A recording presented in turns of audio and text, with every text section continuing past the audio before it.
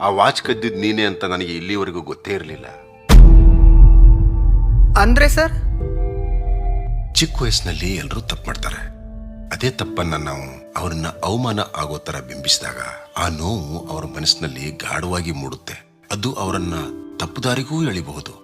ನನ್ನ ಯಾವ ವಿದ್ಯಾರ್ಥಿಯೂ ಕೂಡ ಬೇರೊಬ್ಬರ ದೃಷ್ಟಿಯಲ್ಲಿ ಕೀಳಾಗೋದು ನನಗೆ ಇಷ್ಟ ಇರಲಿಲ್ಲ.